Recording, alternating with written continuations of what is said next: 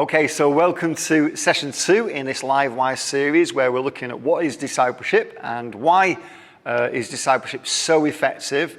And also we're going to look at how do we actually disciple. We're going to provide a template for anyone to disciple anyone else in anything.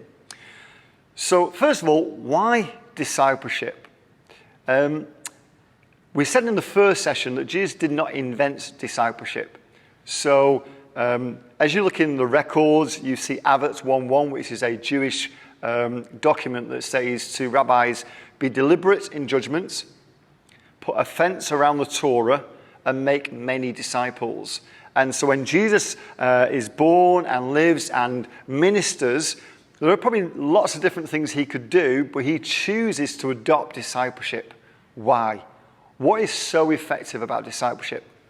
Well, essentially, it plays into the way that we learn and into the way that we stop learning. And if we're really going to disciple people, I think it helps us understand how we learn anything, whatever we learn. So I'm going to take you through 2 learning cycles. The first one helps us understand how we learn. And the reason is because the old sages saw the health of their religion in having a theology without being aware of it. So what does that mean? Does that mean they weren't aware of their theology? Was it they didn't think theology was that important? Is it, well, discipleship is just about taking people on an experience and education is not that interesting and we don't need to think about theology? And obviously it's something much deeper than that. How do you get people to a place where they are in that mindset where they have a theology they're not even aware of? And how does discipleship play into that? So we're going to start by asking the question, how do we learn? How do we learn? And we'll look at some learning cycles, and the learning cycles are going to help us think that through. So this is the way you've learned anything. The first stage is what we call unconscious incompetence. And unconscious incompetence basically means I don't know what I don't know.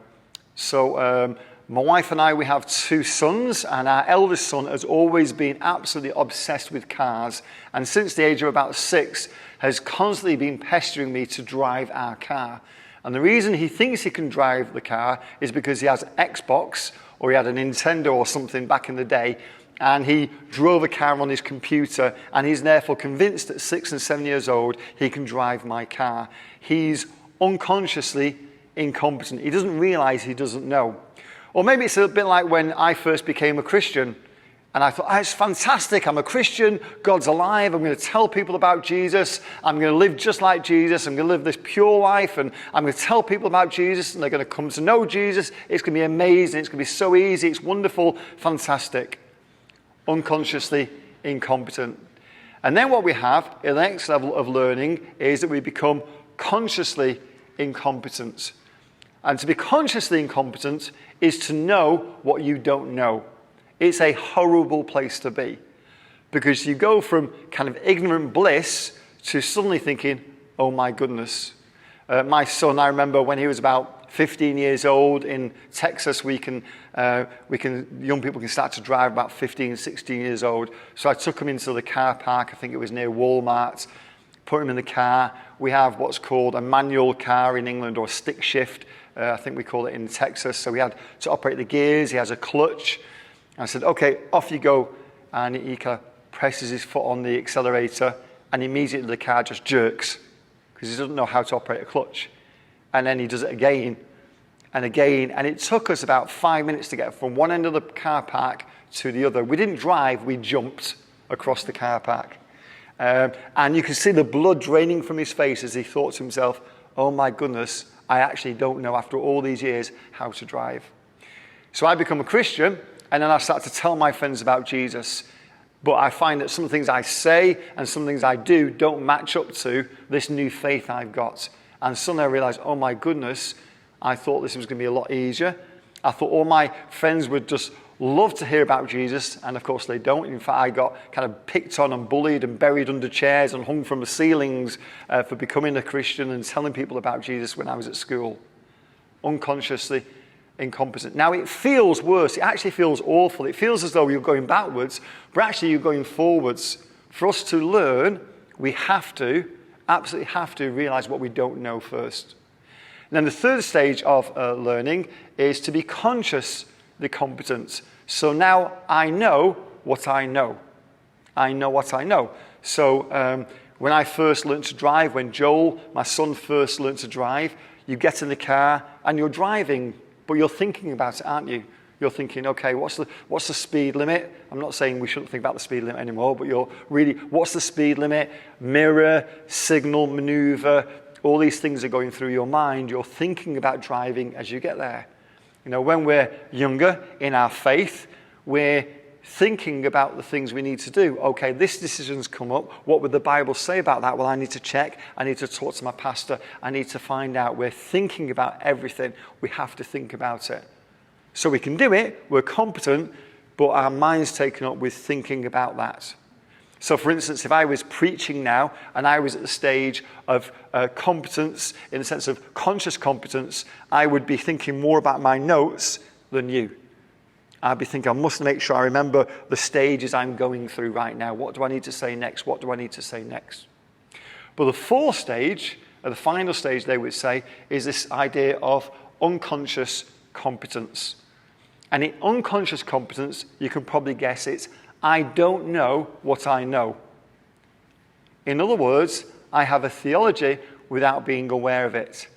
You know, I drove here today, and I mentioned in the first session, I was noticing this guy who had a big plank or a big banner that said, need prayer. And I was thinking about that. I was thinking about what that would look like and how you could do that in a church. I wasn't thinking about driving.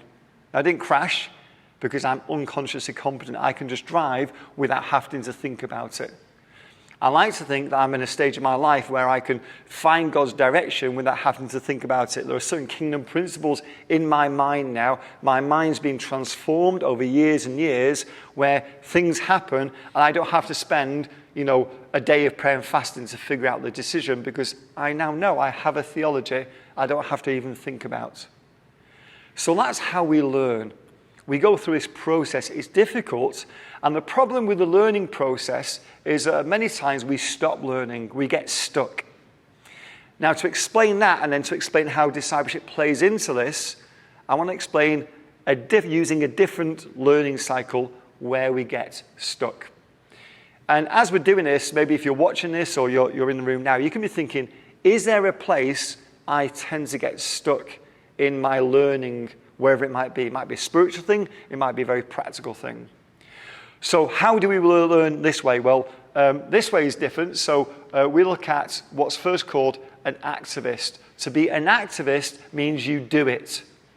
And this is really important when you think about discipleship, because the reality is, to really learn most things in life, you don't learn until you do it. You can go to school and you can sit in the classroom, but you're not really learning until you start doing it. So some people that are activists, they start, we all do, and we do something.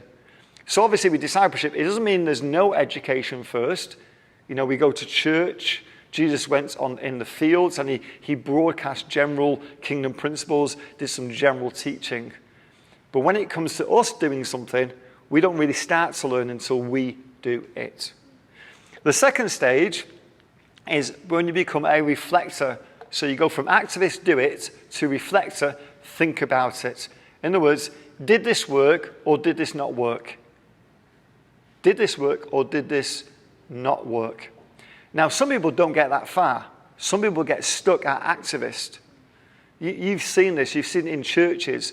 Very, very busy all the time, doing this, doing that, but never stopping to think, is this working? We've gone through COVID, and I think we've discovered that many things that we were doing haven't really worked.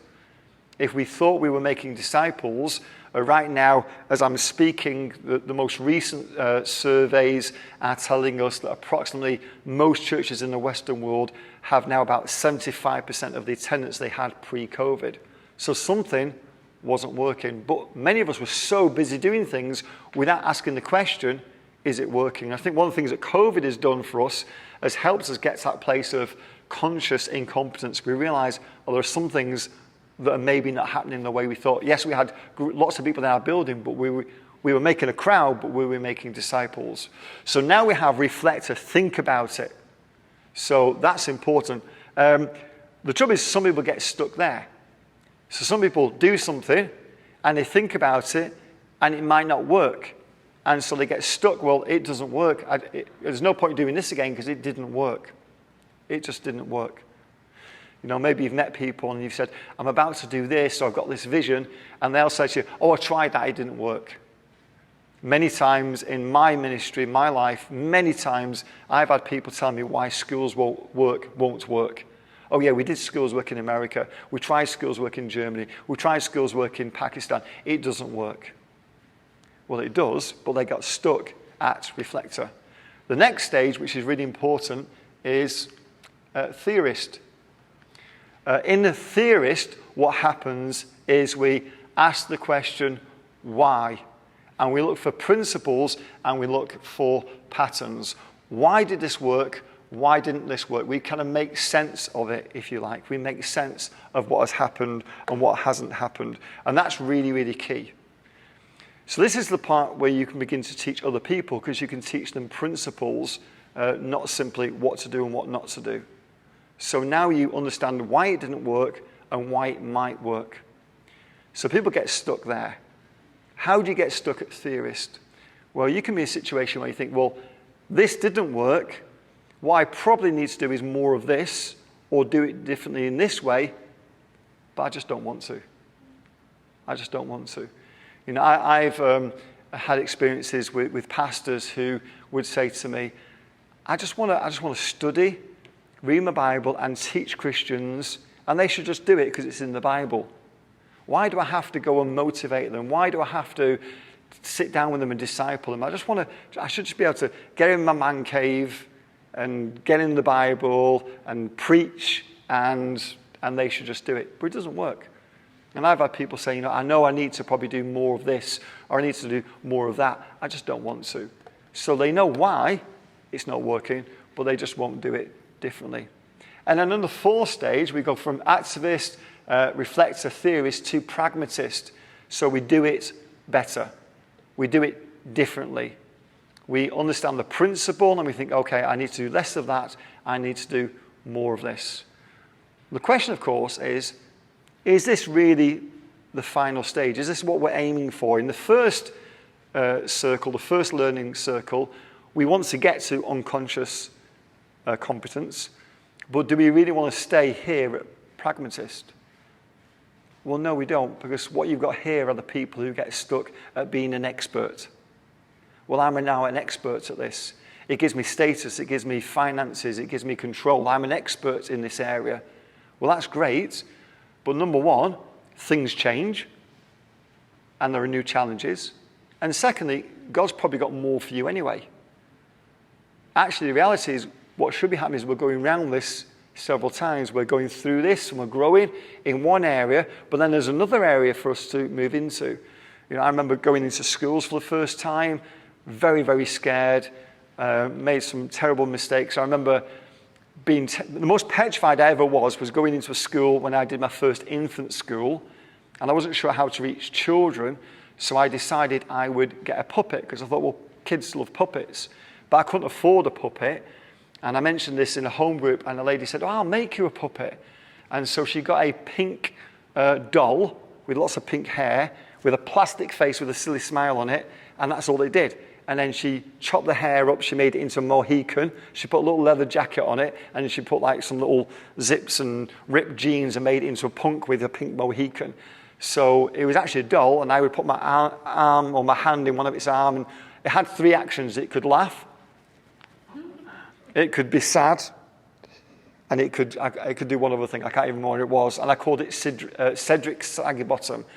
And I remember my first assembly, it was in a little suitcase. I sat there, and 300 little children walked in. And I remember sitting there, suddenly thinking, what am I doing? I'm about to open a suitcase with a plastic female doll, put my hand through its back, and pretend it's speaking to me. I remember it absolutely terrible. It went great. In fact, the kids loved it. In fact, at the end, one child came up to me. She put her hand on my knee. She said, Paul, you know it's a puppet, don't you? So I must have been fairly convincing. I don't know. So, but But I remember being terrified, but then I became quite, good at doing that. I went through it, and I became probably an expert. I would teach people on schools work. But then somebody said to me, what about businesses? Doesn't the business world need evangelism? And so I remember the first time I then went into a business with a different kind of methodology, a different kind of idea, but basically the same process, and being terrified all over again. So yes, we grow in an area, but sometimes we can get stuck. And I think there are many churches, many church leaders, many people like me and you who we get comfortable because now we feel like we're an expert, but actually God wants us to move forward. So the question is, I think, what is the role of discipleship? What do we need to do as a disciple in these areas? How do we kind of move on? And I want to simply suggest this. We need to be the next stage for them. If you know someone who's stuck at activist, I can think of people who they keep dating the wrong person. They keep dating the wrong person.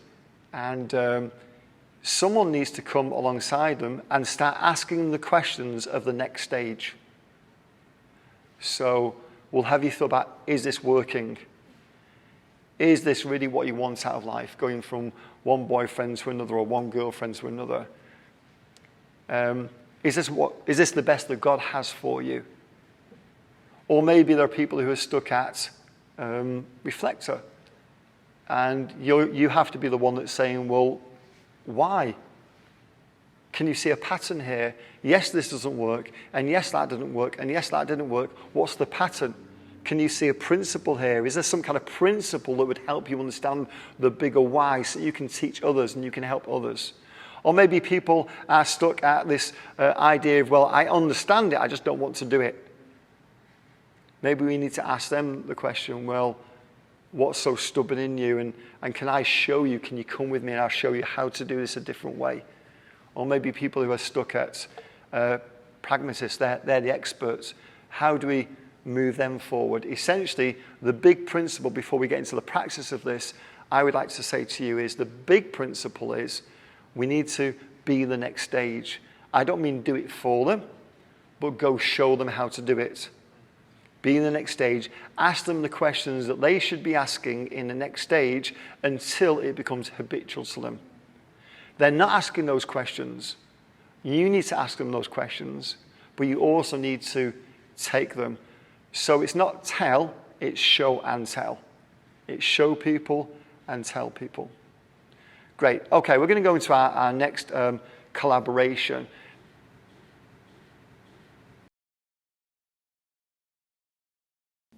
Hi, we hope you enjoyed this episode of Livewire. If you're interested in learning more about this topic, I'd like to recommend the book Talmudim, How to Disciple Anyone and Anything.